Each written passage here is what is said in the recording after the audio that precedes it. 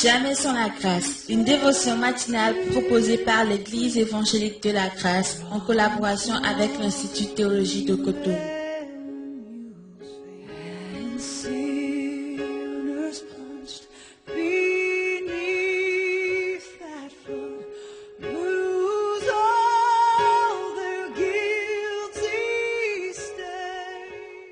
Bonjour chers amis, chers internautes, bienvenue dans cette nouvelle provision de cette journée, que Dieu vous bénisse. Réel plaisir pour nous encore une fois d'être là. Chaque jour, lorsqu'on imagine tout ce que cette dévotion produit en vous, la provision que c'est pour vous, on bénit tellement de dire waouh Seigneur, merci vraiment, merci. Et vous êtes dans nos prières, on ne cesse de prier pour vous, d'intercéder pour vous, que Dieu puisse vous amener plus loin chaque jour qu'il fait, chaque jour qu'il fait. Et nous croyons de tout notre cœur que ce matin, il va encore faire un pas un peu plus avec nous, au nom de Jésus.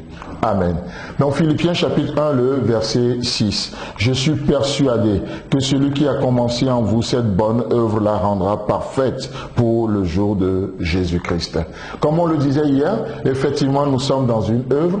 Bien sûr, nous sommes dans une œuvre, mais il est aussi important de voir qu'il y a une œuvre qui se fait en nous. Nous sommes dans le champ de Dieu, mais nous sommes aussi le champ de Dieu. Dieu travaille en nous. Alors que nous sommes des co-ouvriers avec lui, Dieu aussi travaille en nous. Il forme le caractère de Christ jour après jour en nous, comme il le fait encore ce matin au travers de cette dévotion, au travers de ces instructions qu'il nous communique. Et cette œuvre, ce que Dieu fait, est qualifié de bonne.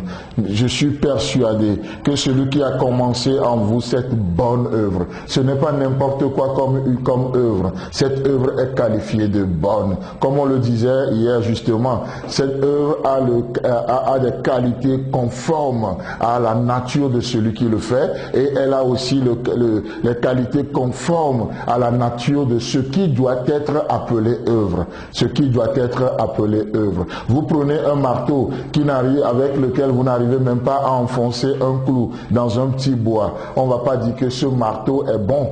Non, il n'a pas de qualité conforme à sa nature, à la nature de ce qu'on appelle un marteau. Vous voyez? Et donc Dieu agit en nous, et cette œuvre est bonne, justement parce qu'elle est utile, justement parce qu'elle est noble, parce qu'elle est honorable. Voilà l'œuvre de Dieu en nous. Et on continue, et il est dit dans Genèse chapitre 49, le verset 25. Genèse 49, le verset 25. C'est l'œuvre du Dieu de ton Père qui t'aidera. C'est l'œuvre du Tout-Puissant qui te bénira. Des bénédictions des cieux en haut, des bénédictions des eaux en bas, des bénédictions des mamelles et du sein maternel. Amen. Oh, quelle parole de bénédiction. Alors que nous cherchons des bénédictions aujourd'hui, l'auteur ici, il nous dit une chose très intéressante. C'est l'œuvre du Dieu de ton Père qui t'aidera. C'est l'œuvre du Tout-Puissant qui te bénira. C'est beau de voir que lorsque Dieu agit, l'œuvre de Dieu bénit. Tout comme, je le dis encore une fois, avec beaucoup d'humilité, ces témoignages qu'on reçoit par rapport à cette dévotion, qui bénit des foules, qui transforme des vies, qui donne à rentrer dans la journée autrement. Alors nous pouvons dire cette œuvre, de jamais sans la grâce, cette œuvre, nous pouvons la qualifier de bonne. Parce que c'est l'œuvre de Dieu, c'est l'œuvre du Dieu de ton Père qui te bénira. C'est l'œuvre de Dieu de ton Père qui t'aidera. Et cette œuvre nous aide. C'est pourquoi, encore une fois, chers amis, chers internautes, nous sommes dans un moment particulier où nous voulons passer à une autre étape de nos dévotions. On fait appel à chacun de nos auditeurs, à chacune de nos auditrices, parce que nous croyons que l'œuvre de Dieu bénit, et nous pouvons aussi bénir l'œuvre de Dieu en retour. N'est-ce pas? C'est Genèse 49, verset 25. C'est l'œuvre du Dieu de ton Père qui t'aidera. Ce que Dieu fait nous aide. C'est l'œuvre du Tout-Puissant qui te bénira, des bénédictions des cieux en haut, des bénédictions des eaux en bas, des bénédictions des mamelles et du sein maternel. Amen. Telles sont les paroles de bénédiction que Jacob a prononcées sur la vie de ses enfants. Ces paroles sont de Jacob. Voilà ce qu'il prononce sur la vie de ses enfants. Mes enfants, prenez garde de ce que Dieu fait. Ce sont ses œuvres qui vous béniront. Et dans Nombre chapitre 23, le verset 23, il est dit: l'enchantement ne peut rien contre Jacob, ni la divination contre Israël. Écoutez bien la deuxième partie. Au temps marqué, il sera dit à Jacob et à Israël: quelle est l'œuvre de Dieu?